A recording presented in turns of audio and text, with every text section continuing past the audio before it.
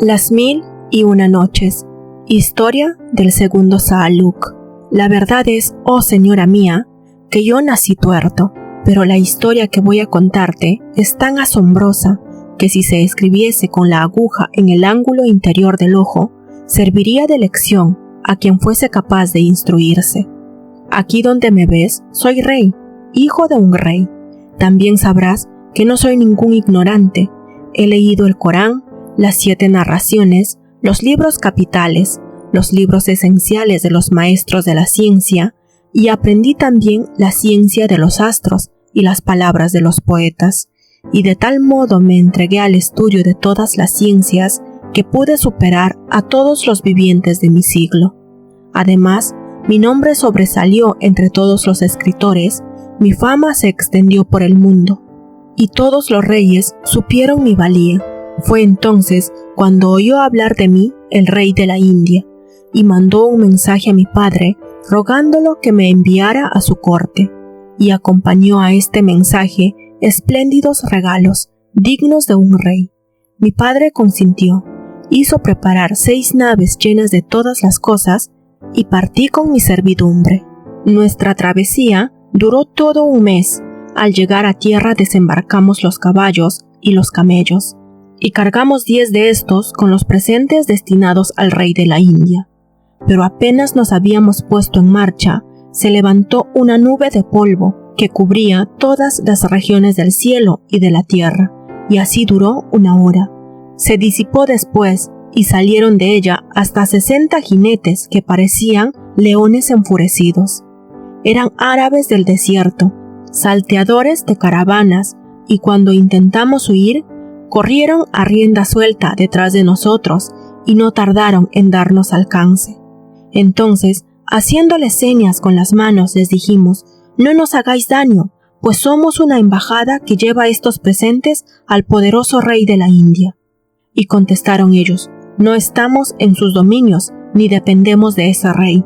Y enseguida mataron a varios de mis servidores, mientras que huíamos los demás. Yo había recibido una herida enorme, pero afortunadamente los árabes solo se cuidaron de apoderarse de las riquezas que llevaban los camellos. No sabía yo dónde estaba ni qué había de hacer, pues me afligía pensar que poco antes era muy poderoso y ahora me veía en la pobreza y en la miseria, y seguí huyendo hasta encontrarme en la cima de la montaña, donde había una gruta, y allí al fin pude descansar y pasar la noche. A la mañana siguiente salí de la gruta, proseguí mi camino y así llegué a una ciudad espléndida, de clima tan maravilloso que el invierno nunca la visitó y la primavera la cubría constantemente con sus rosas. Me alegré mucho al entrar en aquella ciudad, donde encontraría seguramente descanso a mis fatigas y sosiego a mis inquietudes. No sabía a quién dirigirme, pero al pasar junto a la tienda de un sastre que estaba allí cosiendo, le deseé la paz, y el buen hombre, después de devolverme el saludo, me abrazó, me invitó cordialmente a sentarme, y lleno de bondad, me interrogó acerca de los motivos que me habían alejado de mi país. Le referí entonces cuanto me había ocurrido, desde el principio hasta el fin, y el sastre se compadeció mucho y me dijo: «Oh tierno joven, no cuentes eso a nadie. Teme al rey de esta ciudad, que es el mayor enemigo de los tuyos y quiere vengarse de tu padre desde hace muchos años». Después me dio de comer y beber, y comimos y bebimos en la mejor compañía, y pasamos parte de la noche conversando, y luego me cedió un rincón de la tienda para que pudiese dormir, y me trajo un colchón y una manta, y cuanto podía necesitar. Así permanecí en su tienda 3 días, y transcurridos que fueron, me preguntó: «¿Sabes algún oficio para ganarte la vida?». Y yo contesté: «Ya lo creo. Soy un gran jurisconsulto, un maestro reconocido en ciencias, y además sé leer y contar». Pero él replicó: «Hijo mío, nada de eso es oficio. Es decir, no digo que no sea oficio, pero no encontrarás parroquianos en nuestra ciudad. Aquí nadie sabe estudiar, ni leer, ni escribir, ni contar. No saben más que ganarse la vida». Entonces Me puse muy triste y comencé a lamentarme. Por Alá, solo sé hacer lo que acabo de decirte. Y él me dijo: vamos, hijo mío, no hay que afligirse de este modo. Coge una cuerda y un hacha y trabaja de leñador hasta que Alá te depare mejor suerte. Pero sobre todo, oculta tu verdadera condición, pues te matarían. Y fue a comprarme el hacha y la cuerda, y me mandó con los leñadores, después de recomendarme a ellos. Marché entonces con los leñadores, y terminado mi trabajo, me eché al hombro una carga de leña, la llevé a la ciudad y la vendí por medio dinar.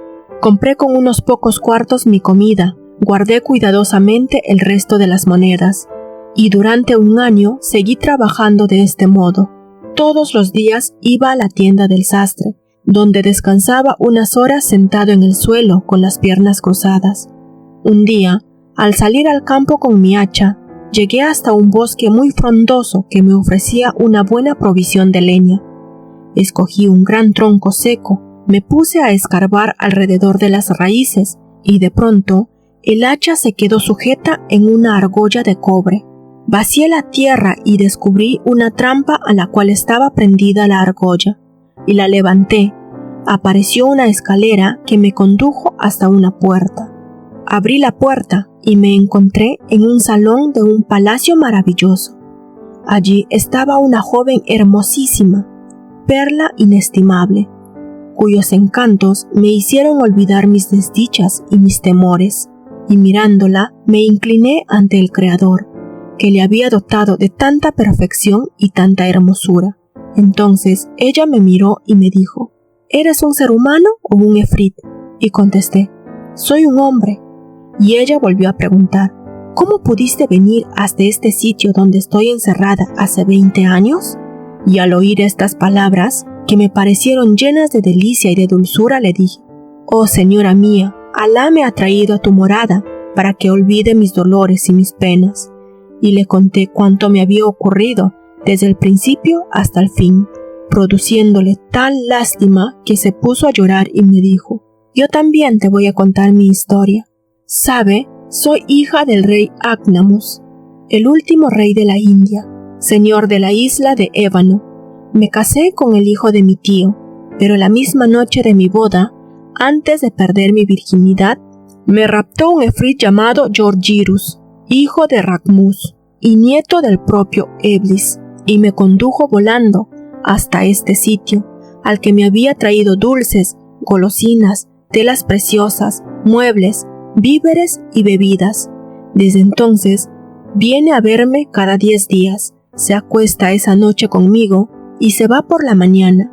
Si necesitase llamarlo durante los 10 días de su ausencia, no tendría más que tocar esos 2 renglones escritos en la bóveda e inmediatamente se presentaría. Como vino hace 4 días, no volverá pasados otros 6, de modo que puedes estar conmigo 5 días, para irte uno antes de su llegada. Y yo le contesté: desde luego he de permanecer aquí todo ese tiempo.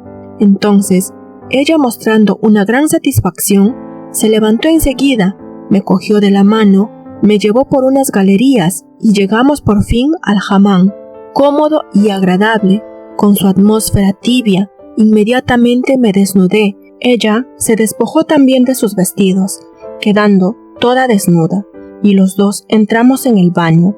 Después de bañarnos, nos sentamos en la tarima del hamán, uno al lado del otro, y me dio de beber sorbetes de almizcle y a comer pasteles deliciosos, y seguimos hablando cariñosamente mientras nos comíamos golosinas del raptor. Enseguida me dijo: esta noche vas a dormir y a descansar de tus fatigas, para que mañana estés bien dispuesto. Y yo, oh señora mía, me avine a dormir, después de darle 1000 gracias, y olvidé realmente todos mis pesares.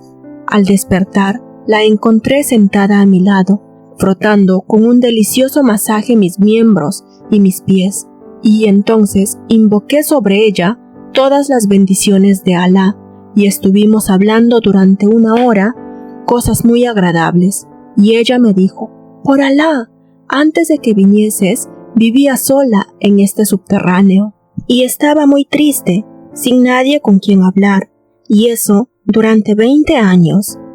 Por eso bendigo a Alá, que te ha guiado junto a mí. Después, con voz llena de dulzura, cantó esta estrofa. Si de tu venida nos hubiesen avisado anticipadamente, habríamos tendido como alfombra para tus pies la sangre pura de nuestros corazones y el negro terciopelo de nuestros ojos. Habríamos tendido la frescura de nuestras mejillas y la carne juvenil de nuestros muslos sedosos para tu lecho, oh viajero de la noche, porque tu sitio está encima de nuestros párpados. Al oír estos versos, le di las gracias con la mano sobre el corazón y sentí que su amor se apoderaba de todo mi ser, haciendo que tendieran el vuelo mis dolores y mis penas. Enseguida nos pusimos a beber en la misma copa hasta que se ausentó el día, y aquella noche me acosté con ella para gozar de la mayor felicidad, y jamás en mi vida he pasado una noche semejante. Por eso, cuando llegó la mañana, nos levantamos muy satisfechos uno de otro y realmente poseídos de una dicha sin límite. Entonces, más enamorado que nunca, temiendo que se acabase nuestra felicidad, le dije: ¿quieres que te saque de este subterráneo y que te libere del efrit? Pero ella se echó a reír y me dijo: calla y conténtate con lo que tienes. Ese pobre efrit solo vendrá una vez cada 10 días, y todos los demás serán para ti. Pero exaltado por mi pasión, me excedí demasiado en mis deseos, pues repuse: voy a destruir esas inscripciones mágicas, y en cuanto se presente el efrit, lo mataré. Para mí es un juego exterminar con esos efrits, ya sean de encima o debajo de la tierra. Y la joven, queriendo calmarme, recitó estos versos: oh tú, que pides un plazo antes de la separación y que encuentras dura la ausencia. ¿No sabes qué es el medio de no encadenarse? ¿No sabes qué es sencillamente el medio de amar? ¿Ignoras que el cansancio es la regla de todas las relaciones y que la ruptura es la conclusión de todas las amistades? Pero yo, sin hacer caso de estos versos que ella me recitaba, di un violento puntapié en la bóveda. En este momento de su narración, Sherezada vio aparecer la mañana y se calló discretamente. Pero cuando llegó la 13ª noche, ella dijo: he llegado a saber, oh rey afortunado, que cuando el segundo Saaluk prosiguió su relato de este modo: oh señora mía, cuando di en la bóveda tan violento puntapié, la joven me dijo: he ahí el efrit, ya viene contra nosotros. Por Alá, me has perdido. Tiende a tu salvación y sal por donde entraste. Entonces me precipité hacia la escalera, pero desgraciadamente, a causa de mi gran terror, había olvidado las sandalias y el hacha. Por eso, como había ya subido algunos peldaños, volví un poco la cabeza para dirigir la última mirada a las sandalias y al hacha que había sido mi felicidad. Pero en el mismo instante vi abrirse la tierra y aparecer un efrit enorme, horriblemente feo, que preguntó a la joven: ¿a qué obedece esa llamada tan terrible con la que acabas de asustarme? ¿Qué desgracia te amenaza? Ella contestó: ninguna desgracia. Sentí una opresión en el pecho a causa de mi soledad, y al levantarme en busca de alguna bebida refrescante con que reconfortar mi ánimo, lo hice tan bruscamente que resbalé y fui a dar contra la cúpula. Pero el efrit dijo: ¿cómo sabes mentir, desvergonzada libertina? Después empezó a registrar el palacio por todos lados, hasta encontrar mis babuchas y el hacha. Y entonces gritó: ¿qué significan estas prendas? ¿Cómo han podido llegar aquí? Y ella contestó: ahora las veo por primera vez. ¿Acaso las llevabas tú colgando a la espalda? ¿Y así las has traído? Y el efrit, en el colmo del furor, dijo entonces: todo eso son palabras absurdas, torpes y falsas, y no han de servirte conmigo, mala mujer. Enseguida la desnudó completamente, la puso sobre 4 estacas clavadas en el suelo y empezó a atormentarla, insistiendo en sus preguntas sobre lo que había ocurrido. Pero yo no pude resistir más a aquella escena, ni escuchar su llanto, y subí rápidamente los peldaños, trémulo de terror. Una vez en el bosque, puse la trampa como la había encontrado, y la oculté a las miradas cubriéndola con tierra, y me arrepentí de mi acción hasta el límite del arrepentimiento, y me puse a pensar en la joven, en su hermosura y en los tormentos que le hacía sufrir aquel miserable después de poseerla 20 años. Y aún me dolía más que la atormentase por mi causa. En ese momento me puse a pensar también en mi padre, en su reino, y en mi triste condición de leñador. Después seguí caminando hasta llegar a la casa de mi amigo el sastre, y lo encontré muy impaciente a causa de mi ausencia, pues se hallaba sentado y parecía que lo estuvieran friendo a fuego en una sartén, y me dijo: «Como no viniste ayer, pasé toda la noche muy intranquilo, y temí que te hubiesen devorado algunas fieras, o te hubiera pasado algo semejante en el bosque. Pero alabado sea Alá que te guardó». Entonces le di las gracias por su bondad, entré en la tienda, y sentado en mi rincón, empecé a pensar en mi desventura y a reconvenirme por aquel puntapié tan imprudente que había dado en la bóveda. De pronto, mi amigo el sastre entró y me dijo: «En la puerta de la tienda hay un hombre, una especie de persa que pregunta por ti y lleva en la mano tu hacha y tus babuchas. Los ha presentado a todos los sastres de esta calle y les ha dicho: al ir esta mañana a la oración, llamado por el muezín, me he encontrado en el camino estas prendas y no sé a quién pertenecen. ¿Me lo podrías decir vosotros?». Entonces los sastres reconocieron tu hacha y tus sandalias y lo han encaminado hacia aquí, y ahí está guardándote en la puerta de la tienda. Sal y dale las gracias, y recoge el hacha y las sandalias. Pero al oír todo aquello me puse muy pálido y creí desmayarme de terror. Y hallándome en ese trance, se abrió de pronto la tierra y apareció el persa. Era el efrit.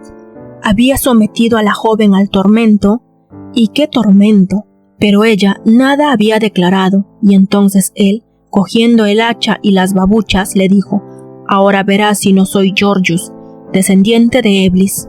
Vas a ver si puedo traer o no al amo de estas cosas». Y había empleado en la casa de los sastres la estratagema de que he hablado. Se me apareció, pues bruscamente brotando al suelo y sin perder un instante me cogió en brazo, se elevó conmigo por los aires y descendió después para hundirme con él en la tierra. Yo había perdido por completo el conocimiento.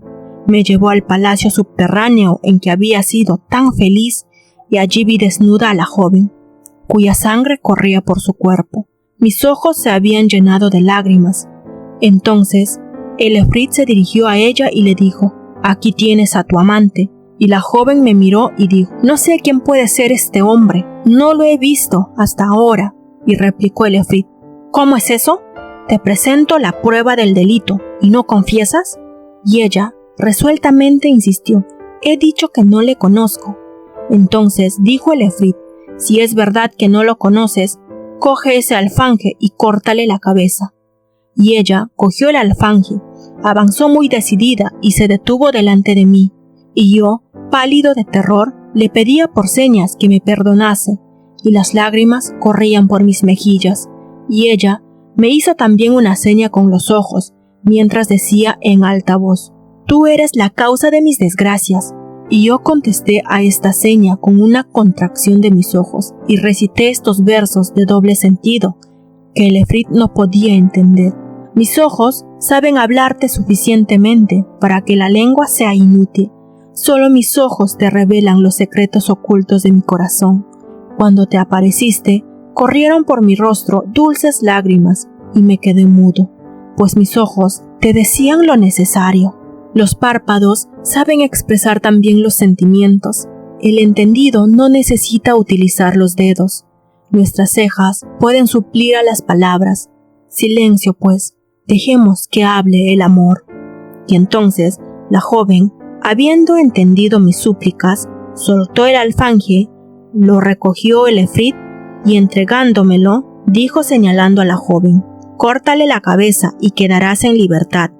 Te prometo no causarte ningún daño». Y yo contesté: «Así sea». Y cogí el alfanje y avancé resueltamente, con el brazo levantado, pero ella me imploraba, haciéndome seña con los ojos como diciendo: «¿Qué daño te hice?». Y entonces se me llenaron los ojos de lágrimas, y arrojando el alfanje, dije al efrit: «Oh poderoso efrit, oh héroe robusto e increíble, si esta mujer fuese tan mala como crees, no habría dudado en salvarse a costa de mi vida, y en cambio ya has visto que ha arrojado el alfanje. ¿Cómo he de cortarle yo la cabeza si además no conozco a esta joven? Así me dieses a beber la copa de la mala muerte, no había de prestarme a esa villanía». Y el efrit contestó a estas palabras: «Basta ya, acabo de sorprender que os amáis, he podido comprobarlo».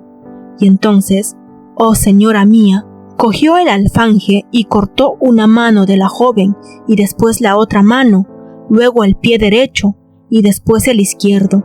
De 4 golpes zanjó las 4 extremidades y yo, al ver aquello con mis propios ojos, creí que me moría. En ese momento, la joven, guiñándose un ojo, me hizo disimuladamente una seña, pero ¡ay de mí! El efrit la sorprendió y dijo: «Oh hija de puta, acabas de cometer adulterio con tu ojo», y entonces de un tajo le cortó la cabeza.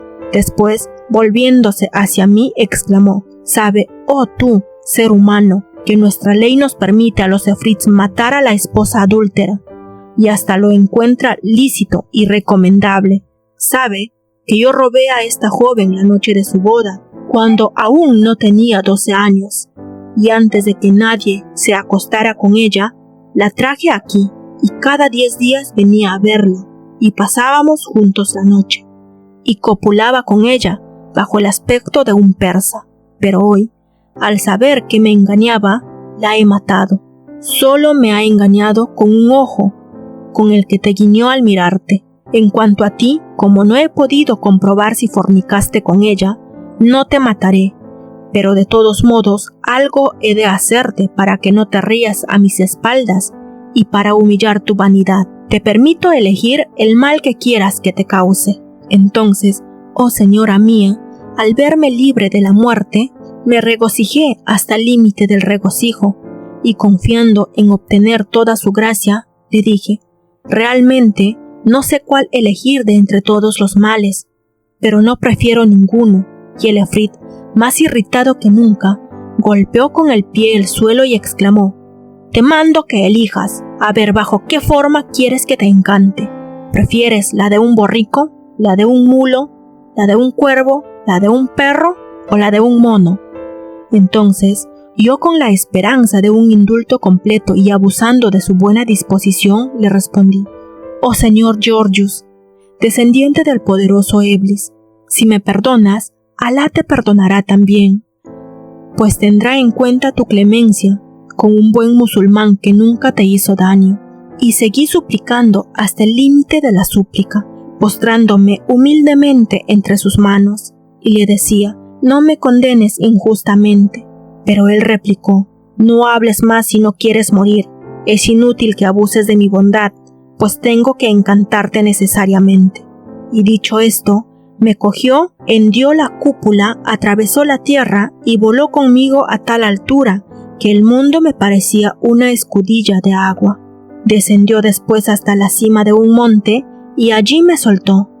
Cogió luego un puñado de tierra, refunfuñó algo como un gruñido, pronunció enseguida unas palabras misteriosas y, arrojándome a la tierra, dijo: «Sal de tu forma y tómala de un mono». Y al momento, oh señora mía, quedé convertido en mono. Pero qué mono, viejo, de más de 100 años y de una fealdad excesiva. Cuando me vi tan horrible, me desesperé y me puse a brincar, y brincaba realmente, y como aquello no me servía de remedio, rompí a llorar a causa de mis desventuras. Y el efrit se reía de un modo que daba miedo, hasta que por último desapareció.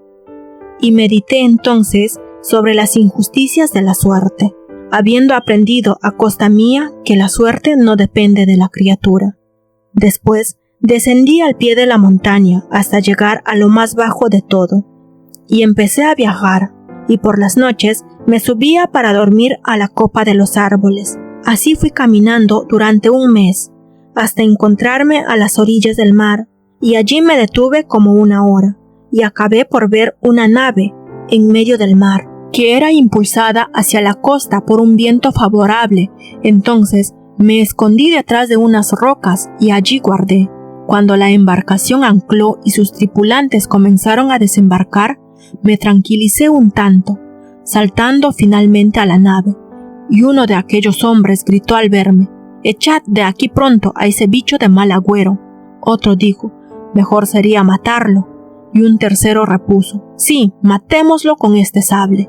Entonces me eché a llorar, y detuve con una mano el arma, y mis lágrimas corrían abundantes. Y enseguida el capitán, compadeciéndose de mí, exclamó: «Oh mercaderes, este mono acaba de implorarme, y queda bajo mi protección, y os prohíbo echarle, pegarle u hostigarle». Luego hubo de dirigirme benévolas palabras, y yo las entendí todas. Entonces acabó por tomarme en calidad de criado, y yo hacía todas sus cosas, y le servía en la nave. Y al cabo de 50 días, durante los cuales nos fue el viento propicio, arribamos a una ciudad enorme y tan llena de habitaciones, que solo Alá podría contar su número. Cuando llegamos, acercáronse a nuestra nave los mamalik, enviados por el rey de la ciudad, y llegaron para saludarnos y dar la bienvenida a los mercaderes, diciéndoles: «El rey nos manda que os felicitemos por vuestra feliz llegada, y nos ha entregado este rollo de pergamino para que cada uno de vosotros escriba en él una línea con su mejor letra». Entonces yo no había perdido aún mi forma de mono. Les arranqué de la mano el pergamino, alejándome con mi presa, y temerosos sin duda de que lo rompiese o lo tirase al mar, me llamaron a gritos y me amenazaron, pero les hice seña de que sabía y quería escribir. Y el capitán repuso: «Dejadle. Si vemos que lo emborrona, le impediré que continúe, pero si escribe bien de veras, lo adoptaré por hijo, pues en mi vida he visto a un mono más inteligente». Cogí entonces el cálamo, lo mojé, extendiendo bien la tinta por sus dos caras, y comencé a escribir. Y escribí 4 estrofas, cada uno con una letra diferente, e improvisadas en distinto estilo. La primera en modo rica, la segunda en modo rihani, y la tercera al modo sulsi, y la cuarta al modo muchik. Primer escrito. El tiempo ha descrito ya los beneficios y los dones de los hombres generosos, pero desespera de poder aumentar jamás los tuyos. Después de Alá, el género humano no puede recurrir más a ti, porque eres realmente el Padre de todos los beneficios. Segundo escrito. Os hablaré de su pluma. Es la primera y el origen mismo de las plumas. Su poderío es sorprendente, y ella es la que ha colocado entre los sabios más notables. De esa pluma, cogida con las yemas de sus 5 dedos, han brotado y corren por el mundo 5 ríos de elocuencia y poesía. Tercer escrito. Os hablaré de su inmortalidad. No hay escritor que no muera, pero el tiempo eterniza los escritos por sus manos. Así pues, no dejes escribir a tu pluma más que aquello de que puedas enorgullecerte el día de la resurrección. Cuarto escrito. Si abres el tintero, utilízalo solamente para trazar renglones que beneficien a toda criatura generosa. Pero si no has de usarlo para hacer donaciones, procura al menos producir belleza, y serás así uno de aquellos a quienes se cuenta entre los escritores más grandes. Cuando acabé de escribir, les entregué el rollo de pergamino, y todos los que lo vieron se quedaron muy admirados. Después, cada cual escribió una línea con su mejor letra. Luego de esto, se fueron los esclavos para llevar el rollo al rey. Y cuando el rey hubo examinado lo escrito por cada uno de nosotros, no quedó satisfecho más que de lo mío, que estaba hecho de 4 maneras diferentes, pues mi letra me había dado reputación universal cuando yo era todavía príncipe. Y el rey dijo a sus amigos que estaban presentes y a los esclavos: «Id enseguida a ver al que ha hecho esta hermosa letra. Dadle este traje de honor para que se lo vista, y traedle en triunfo sobre mi mejor mula al son de los instrumentos». Al oírlo, todos empezaron a sonreír, Y el rey, al notarlo, se enojó mucho y dijo: ¿Cómo? ¿Os doy una orden y os reís de mí? Y contestaron: Oh rey del siglo, en verdad que nos guardaríamos de reírnos de tus palabras. Pero has de saber que el que ha hecho esta letra tan hermosa no es hijo de Adán, sino un mono que pertenece al capitán de la nave. Estas palabras sorprendieron mucho al rey, y luego, convulso de alegría y estallando de risa, dijo: Deseo comprar ese mono, y ordenó inmediatamente a las personas de su corte que cogiesen la mula y el traje de honor y se fuesen a la nave a buscar al mono, y les dijo: De todas maneras, le vestiréis con ese traje de honor y le traeréis montado en la mula. Llegados a la nave, me compraron a un precio elevado, aunque al principio el capitán resistía a venderme, comprendiendo, por las señas que le hice, que me era muy doloroso separarme de él. Después los otros me vistieron con el traje de honor, montáronme en la mula y salimos al son de los instrumentos más armoniosos que se tocaban en la ciudad.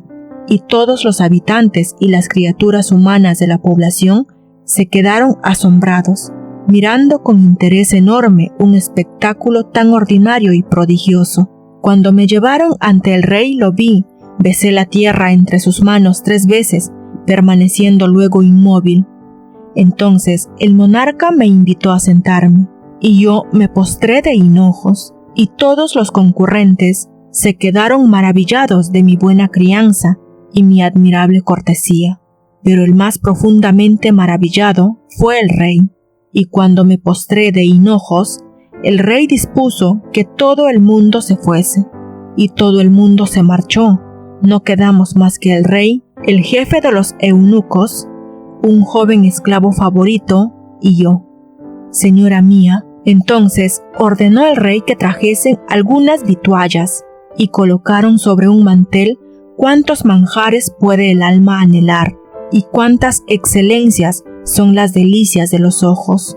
Y el rey me invitó luego a servirme, y levantándome y besando la tierra entre sus manos 7 veces, me senté sobre mi trasero de mono y me puse a comer muy pulcramente, recordando en todo mi educación pasada. Cuando levantaron el mantel, me levanté yo también para lavarme las manos. Volví después de lavármelas, cogí el tintero, la pluma y una hoja de pergamino, y escribí lentamente estas 2 estrofas, ensalzando las excelencias de la pastelería árabe. Oh pasteles, dulces, finos y sublimes pasteles, enrollados con los dedos, vosotros sois la triaca, el antídoto de cualquier veneno.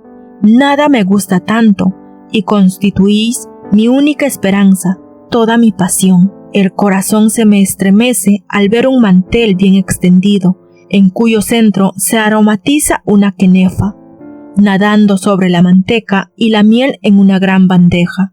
Oh quenefa, quenefa fina y sedosa como cabellera, mi deseo por saborearte, oh quenefa, llega a la exageración, y me pondría en peligro de muerte el pasar un día sin que estuvieses en mi mesa, oh quenefa. Y tu jarabe, adorable y delicioso jarabe, aunque lo estuviera comiendo y bebiendo día y noche, volvería a desearlo en la vida futura. Después de esto, dejé la pluma en el tintero y me senté respetuosamente a alguna distancia. Y no bien leyó el rey lo que yo había escrito, se maravilló asombrosamente y exclamó: ¿Es posible que un mono posea tanta elocuencia y sobre todo una letra tan magnífica? Por Alá, es el prodigio de los prodigios. En aquel instante trajeron un juego de ajedrez y el rey me preguntó por señas si sabía jugar, contestándole que yo sí sabía con la cabeza, y me acerqué, coloqué las piezas y me puse a jugar con el rey, y le di mate 2 veces, y el rey no supo entonces qué pensar, quedándose perplejo, y dijo: si este fuera un hijo de Adán, habría superado a todos los vivientes de su siglo. Y ordenó luego al eunuco: ve a las habitaciones de tu dueña, mi hija, y dile: oh mi señora, venid inmediatamente junto al rey, pues quiero que disfrutes de este espectáculo y vea a un mono tan maravilloso. Entonces fue el eunuco, y no tardó en volver con su dueña, la hija del rey, que en cuanto me divisó, se cubrió la cara con el velo y dijo: «Padre mío, ¿cómo es que me mandas a llamar ante hombres extraños?». Y el rey dijo: «Hija mía, ¿por quién te tapas la cara si no hay aquí nadie más que nosotros?». Entonces contestó la joven: «Sabe, oh padre mío, que ese mono es hijo de un rey llamado Amarus y dueño de un lejano país. Ese mono está encantado por el efrit Georgius, descendiente de Eblis, después de haber matado a su esposa, hija del rey Agnamus, señor de las islas de Ébano. Este mono, al cual crees mono de veras, es un hombre, pero un hombre sabio, instruido y prudente». Sorprendido al oír estas palabras, me preguntó el rey: «¿Es verdad lo que dice de ti mi hija?». Y yo con la cabeza le indiqué como era cierto y rompí a llorar. Entonces el rey le preguntó a su hija: «¿Por qué sabes que está encantado?». Y la princesa contestó: «Oh padre mío, siendo yo pequeña, la vieja que había en casa de mi madre era una bruja muy versada en la magia, y me enseñó este arte. Más tarde me perfeccioné en él y aprendí más de 170 artículos mágicos, de los cuales el más insignificante me permitiría transportar tu palacio con todas sus piedras y la ciudad entera detrás del Cáucaso, y convertir en mar esta comarca y en peces a cuantos la habitan». Y el padre exclamó: «Por el verdadero nombre de Alá sobre ti, oh hija mía, desencanta a ese hombre, para que yo le nombre mi visir. Pero ¿es posible que tú poseas ese talento tan enorme y que yo lo ignorase? Desencanta inmediatamente a ese mono, pues debe ser un joven muy inteligente y agradable». Y la princesa respondió: «De buena gana y como homenaje debido».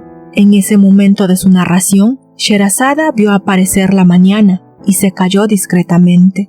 Pero cuando llegó la 14ª noche, ella dijo: «He llegado a saber, oh rey afortunado, que el segundo Saaluk dijo a la dueña de la casa: Oh mi señora». Al oír la princesa el ruego de su padre, cogió un cuchillo que tenía unas inscripciones en lengua hebrea, trazó en él un círculo en el suelo, escribió allí varios renglones talismánicos y después se colocó en medio del círculo, murmuró algunas palabras mágicas, leyó un libro antiquísimo, unas cosas que nadie entendía, y así permaneció breves instantes.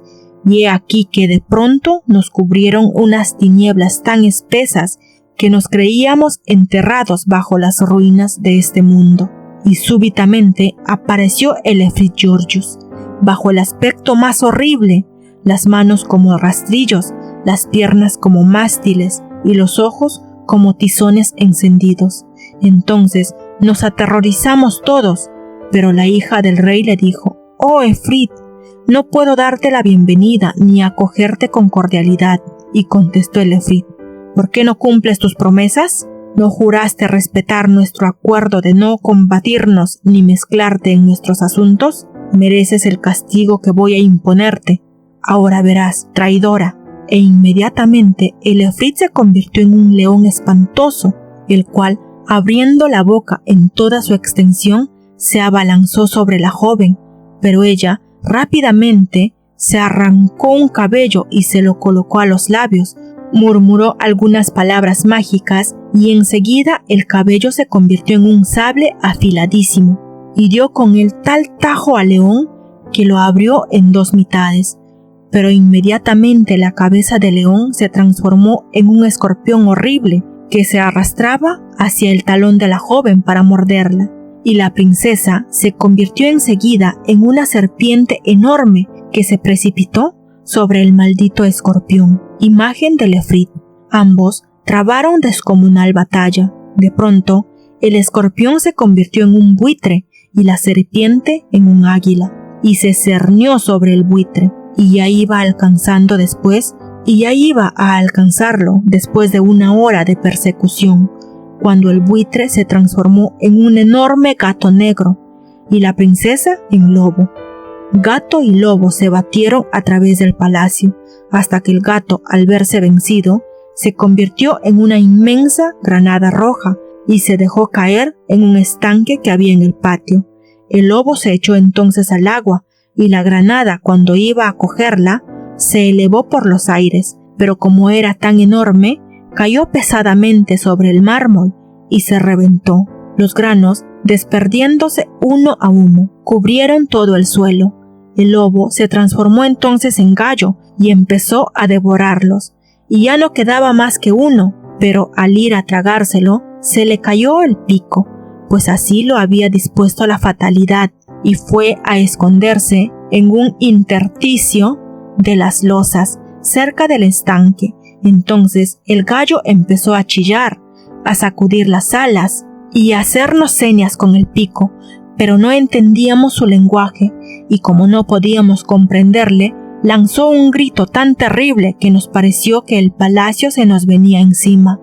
Después empezó a dar vueltas por el patio hasta que vio el grano y se precipitó a cogerlo. Pero el grano cayó en el agua y se convirtió en un pez.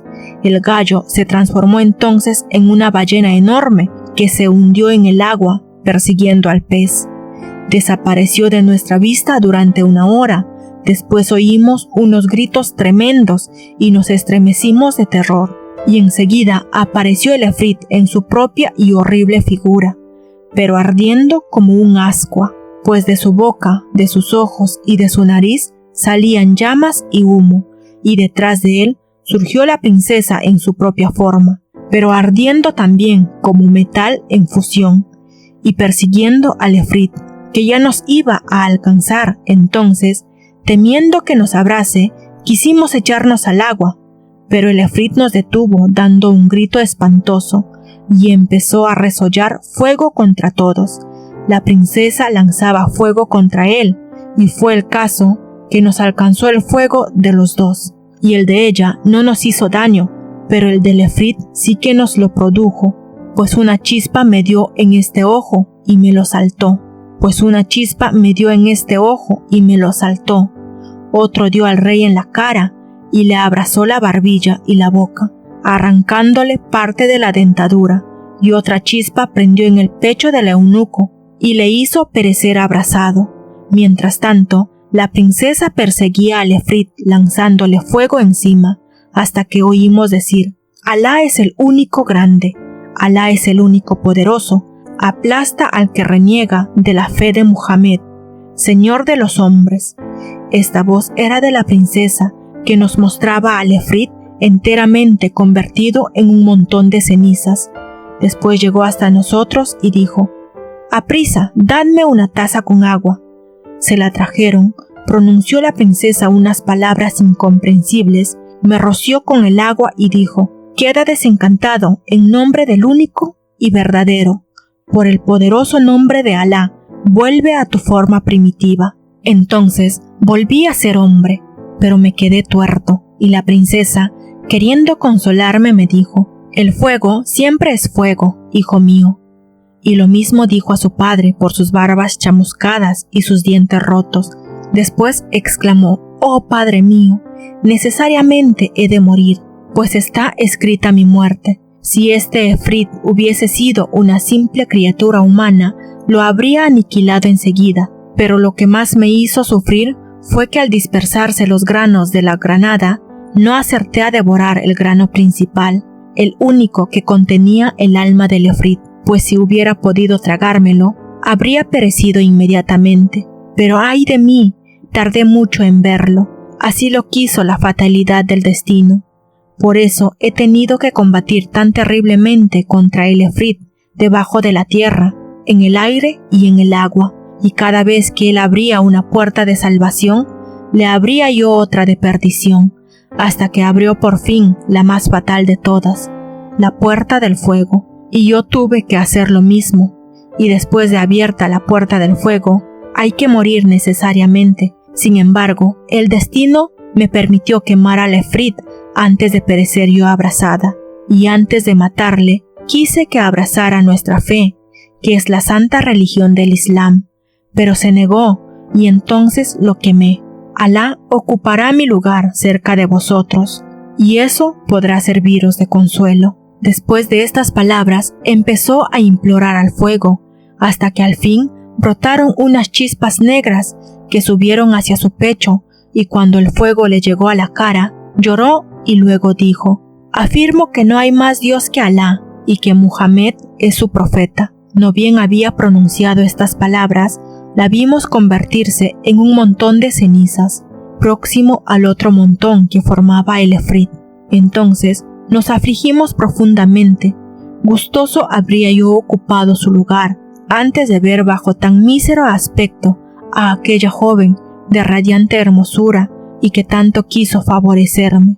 Pero los designios de Alá son inapelables. Al advertir el rey la transformación sufrida por su hija, lloró por ella, mesándose las barbas que le quedaban, abofeteándose y desgarrándose las ropas. Y lo propio hice yo, y los dos lloramos sobre ella. Enseguida llegaron los chambelanes, y los jefes del gobierno hallaron al sultán llorando, aniquilado ante los dos montones de ceniza, y se asombraron muchísimo y comenzaron a dar vueltas a su alrededor, sin atreverse a hablarle. Al cabo de una hora repuso algo el rey, y les contó lo ocurrido entre la princesa y el efrit, y todos gritaron: «¡Alá! ¡Alá! ¡Qué gran desdicha! ¡Qué tremenda desventura!».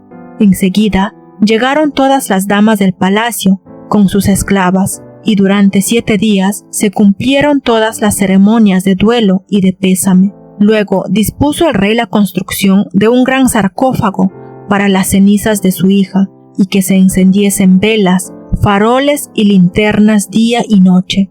En cuanto a las cenizas del efrit, fueron aventadas bajo la maldición de Alá. La tristeza le acarreó al sultán una enfermedad que le tuvo a la muerte. Esta enfermedad le duró 1 mes entero, y cuando hubo recobrado algún vigor, me llamó a su presencia y me dijo: «Oh joven, antes de que vinieses, vivíamos aquí nuestra vida en la más perfecta dicha, libres de los sinsabores de la suerte. Ha sido necesario que tú vinieses y que viéramos tu hermosa letra para que cayesen sobre nosotros todas las aflicciones. Ojalá no te hubiésemos visto nunca a ti, ni a tu cara de mal agüero, ni a tu maldita escritura, porque primeramente ocasionaste la pérdida de mi hija, la cual sin duda valía más que 100 hombres. Después, por causa tuya, me quemé lo que tú sabes, y he perdido la mitad de mis dientes, y la otra mitad casi ha volado también. Y por último, ha perecido mi pobre eunuco, aquel buen servidor que fue ayo de mi hija, pero tú no tuviste la culpa, y mal podrías remediarlo ahora. Todo nos ha ocurrido a nosotros, y a ti por voluntad de Alá. Alabado sea, por permitir que mi hija te desencantara, aunque ella pereciese. Es el destino. Ahora, hijo mío, debes abandonar este país, porque ya tenemos bastante con lo que por tu causa nos ha pasado. Alá es quien todo lo decreta. Sal pues y vete en paz». Entonces, oh mi señora, abandoné el palacio del rey, sin fiar mucho en mi salvación. No sabía dónde ir, y recordé entonces todo cuanto me había sucedido, desde el principio hasta el fin, cómo me habían dejado sano y salvo los árabes del desierto, mi viaje y mis fatigas de 1 mes, mi entrada en la ciudad como extranjero, el encuentro con el sastre, la entrevista e intimidad tan deliciosa con la joven del subterráneo, el modo de escaparme de las manos del efrit que me quería matar, todo, en fin, sin olvidar mi transformación en mono al servicio después del capitán mercante, mi compra a elevado precio por el rey y a consecuencia de mi hermosa letra, mi desencanto, en fin, todo. Más que nada, ay de mí, el último incidente, que me hizo perder un ojo, pero di gracias a Alá y dije: más vale perder un ojo que la vida. Después de esto, fui al hammam a tomar un baño antes de salir de la ciudad. Entonces, oh mi señora, me afeité la barba para poder viajar seguro en calidad de Sa'aluk. Desde aquella fecha no he dejado ni un día de llorar, pensando en las desgracias que sobre mí han caído, y sobre todo en la pérdida de mi ojo izquierdo, y cada vez que esto me viene a la memoria, el ojo derecho se me llena de lágrimas, que no me dejan ver, aunque nunca me impedirán pensar en estos versos del poeta. ¿Conoce Alá misericordioso mi aflicción? Las desdichas pesan sobre mí, y me he dado cuenta de ellas demasiado tarde, pero haré acopio de paciencia frente a mis grandes desventuras, para que el mundo no ignore que he tomado con paciencia algo que no es más amargo que la misma paciencia, porque la paciencia tiene su belleza, sobre todo cuando es el hombre piadoso quien la practica. De todos modos, ha de ocurrir lo que haya decidido Alá respecto a cada criatura. Mi misteriosa amada conoce los secretos de mi lecho, y ninguno, aunque sea el secreto de los secretos, puede ocultársele. Al que diga que hay delicias en este mundo, contestadle que pronto conocerá días más amargos que el jugo de la mirra.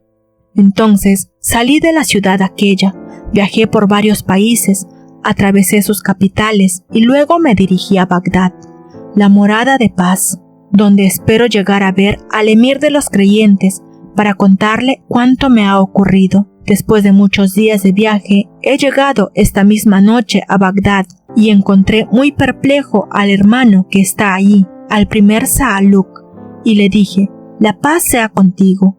Y él me contestó: «Y contigo la paz y la misericordia de Alá y todas sus bendiciones». Entonces empecé a conversar con él, y se nos acercó el otro hermano, el tercer Sa'aluk, quien después de desearnos la paz nos dijo que era extranjero, y nosotros le dijimos: «También somos extranjeros y hemos llegado hoy a esta ciudad bendita», y echamos a andar juntos sin que ninguno supiera la historia de su compañero, y la suerte y el destino nos guiaron a esta puerta, y entramos a vuestra casa. He aquí, oh mi señora, los motivos de que me veas tuerto y con la barba afeitada». Entonces la dueña de casa dijo al segundo Sa'aluk: «Tu historia es realmente extraordinaria. Ahora alízate un poco el pelo sobre la cabeza y ve a buscar tu destino por la ruta de Alá». Pero él respondió: «En verdad que no saldré de aquí sin haber oído el relato de mi tercer compañero». Entonces el tercer Sa'aluk dio un paso y dijo: «¿Les gustaría escuchar la historia del tercer Sa'aluk? Esta historia lo estaremos viendo en el siguiente capítulo. Gracias por escuchar esta hermosa historia del libro Las 1001 noches».